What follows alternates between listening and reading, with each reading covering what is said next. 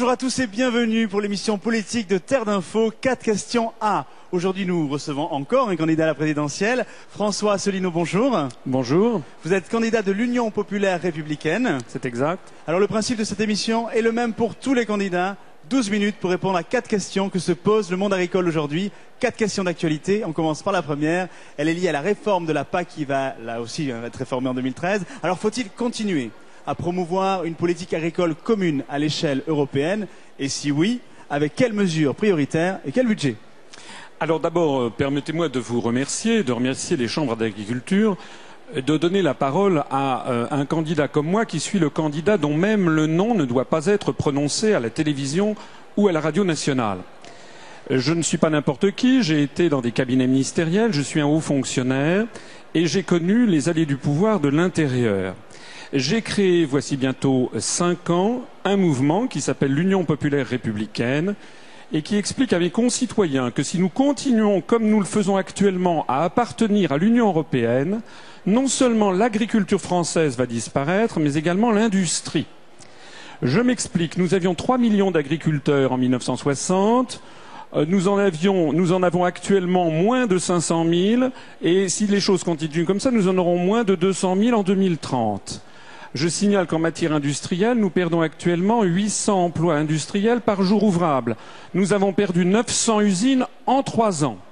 Alors lorsque l'on entend le ministre de l'Agriculture ou le gouvernement nous expliquer que tout va très bien, Madame la Marquise, il est grand temps d'arrêter les frais et de dire aux Français maintenant ça suffit.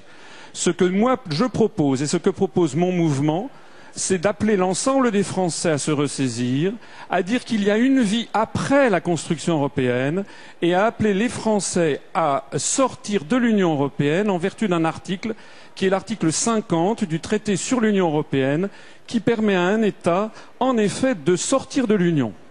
Donc ça me permet de répondre maintenant à votre question.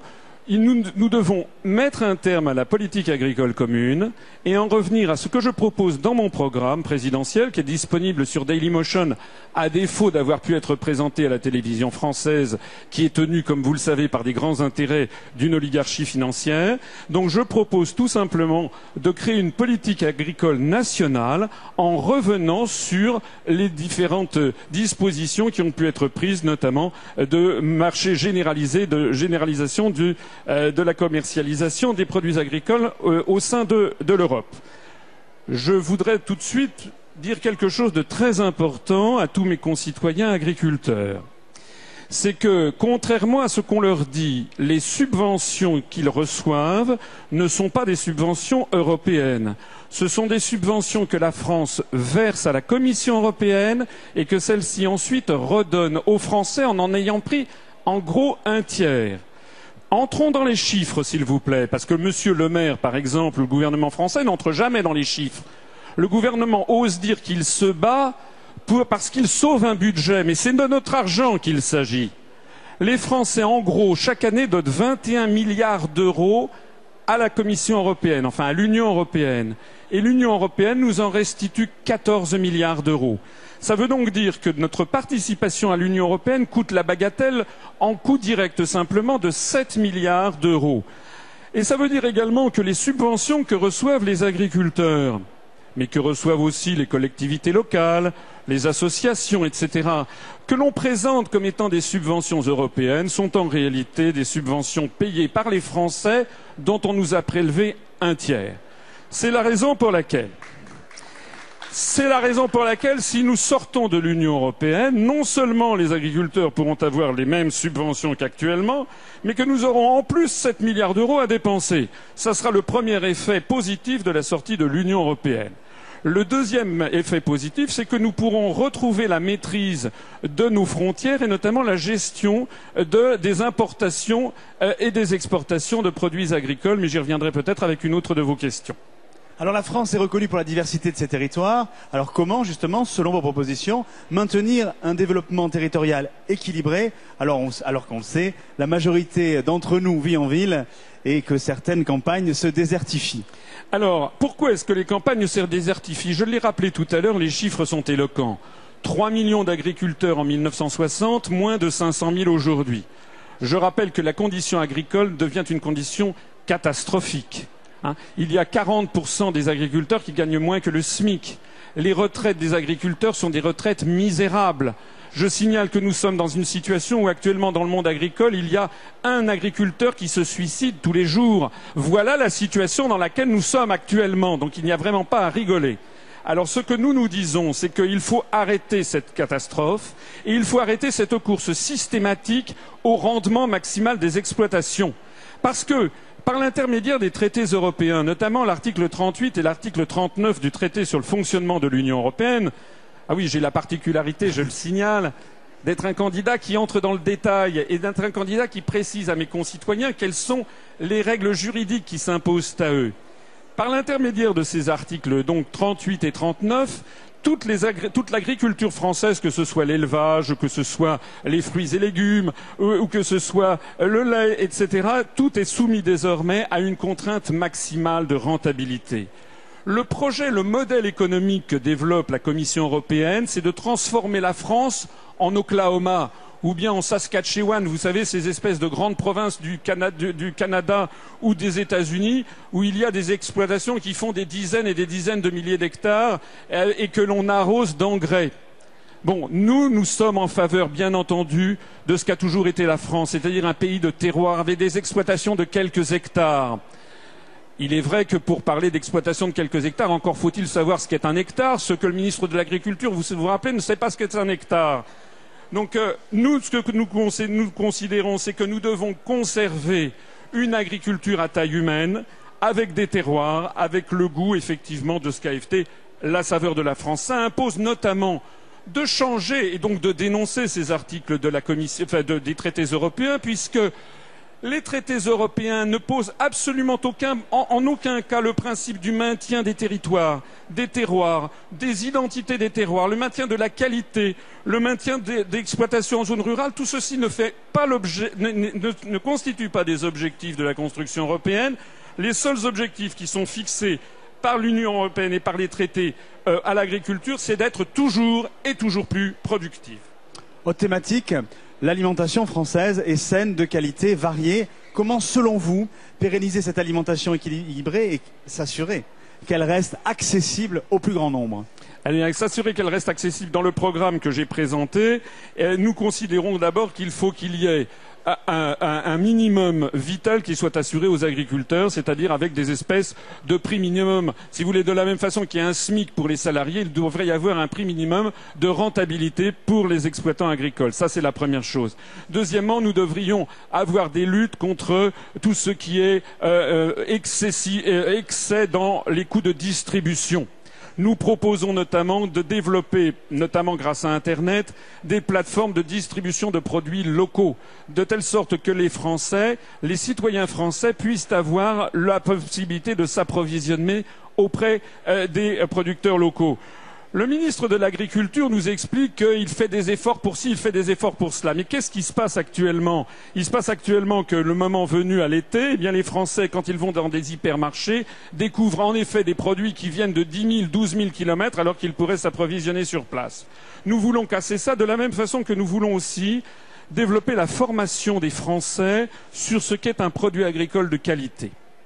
Ça, c'est un vrai sujet parce que les Français sont habitués depuis leur plus jeune âge, lorsqu'ils vont notamment dans des hypermarchés, à voir que les oranges doivent briller, n'est-ce pas, comme des chaussures de mafieux siciliens, comme si elles étaient vernies. Il faut que tous les produits soient parfaitement calibrés, etc. Il faut faire développer la connaissance par les Français de ce que un produit n'est pas forcément bien calibré, mais il peut avoir du goût, il peut avoir ce que les hindous appellent du prana, c'est-à-dire qu'il a été cueilli peu de temps auparavant et qu'il est encore plein de vitamines et plein de vitalité. Permettez-moi aussi de rappeler que si nous avons actuellement de plus en plus d'OGM qui se développent en France, alors que 85% des Français sont contre, c'est à la demande exclusive de l'Union européenne et notamment du lobbying des grandes entreprises agroalimentaires du style Monsanto qui sont là-dedans comme des poissons dans l'eau, puisque la Commission européenne est entièrement aux mains des lobbies des grandes sociétés, des grands groupes internationaux.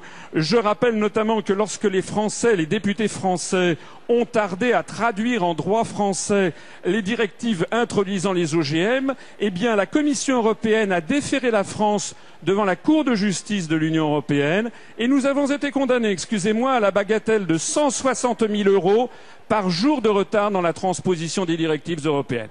Nous sommes logiques avec nous-mêmes, nous sommes contre l'introduction des OGM lorsque les Français n'en veulent pas, et lorsque nous serons sortis de l'Union européenne, eh bien nous serons maîtres chez nous et nous déciderons souverainement de ce que nous voulons faire. Dernière question sur la préservation de l'environnement. Alors comment concilier rentabilité économique sur les exploitations et la préservation des ressources naturelles sans aboutir à des distorsions de concurrence avec des normes plus draconiennes en France qu'ailleurs? Écoutez, là aussi le gouvernement, d'ailleurs je ne tape pas seulement sur le gouvernement actuel, mais je tape également sur tous les candidats à l'élection présidentielle, puisque tous, sauf moi, veulent rester dans les traités européens. Moi, j'explique que nous devons absolument en sortir parce que nous avons toute une série d'articles qui nous ligotent dans tous les domaines. Je voudrais rappeler, par exemple, en matière de distorsion de concurrence, je vais prendre un exemple qui est celui de la filière des fruits et légumes. Lorsque l'été arrive, eh bien, la filière des fruits et légumes en France a recours à des travailleurs saisonniers qui viennent notamment du Maghreb ou qui peuvent venir d'Europe de l'Est, par exemple d'Ukraine ou de Moldavie. Bon, les Allemands font pareil, sauf qu'en France, ces travailleurs sont payés au SMIC, c'est-à-dire aux alentours de 9 à 10 € de l'heure. Ce que je trouve d'ailleurs tout à fait normal, parce qu'il faut être humain. Mais en Allemagne, le SMIC n'existe pas dans la filière agricole. Ça veut dire que ces travailleurs saisonniers qui viennent du Maghreb ou qui viennent de Turquie ou qui viennent de Moldavie ou d'Ukraine vont être payés en Allemagne à peu près moitié moins cher qu'en France avec 4 €. Le résultat des courses, c'est quoi? Eh bien, le résultat des courses, c'est que progressivement, la France n'est plus compétitive. Le président de la filière des fruits et légumes avait demandé au gouvernement une aide de l'État pour subvenir à cette distorsion de concurrence. Le Premier ministre, M. Fillon, avait dit pas de problème, on va vous donner quelques centaines de millions d'euros. Il s'est tourné vers la Commission européenne qui a dit non, il n'en est pas question parce qu'il refusait la distorsion de concurrence. Si vous avez suivi ce que je vous dis, ça veut dire quoi? Ça veut dire qu'en restant dans l'Union européenne, nous nous mettons dans une position d'être obligés de suivre le moins-disant salarial, social, fiscal, partout. Ça veut dire qu'à terme, soit nous condamnons la filière des fruits et légumes, soit nous supprimons le SMIC en France en matière agricole. Eh bien moi je dis il y a une troisième voie. La troisième voie c'est de dire non, nous allons conserver des agriculteurs ayant un niveau de vie décent en zone rurale et nous n'allons pas supprimer le SMIC et donc pour cela, ça nous impose de sortir de l'Union européenne et de rétablir des barrières pour assurer une justice entre les conditions salariales et sociales qui sont imposées aux Français. François Asselineau, merci de ces propositions. Bonne chance pour la campagne avec l'Union populaire républicaine. Et nous, on se retrouve très bientôt sur le plateau de 4 questions A avec un nouveau candidat à la présidentielle. Au revoir. Merci.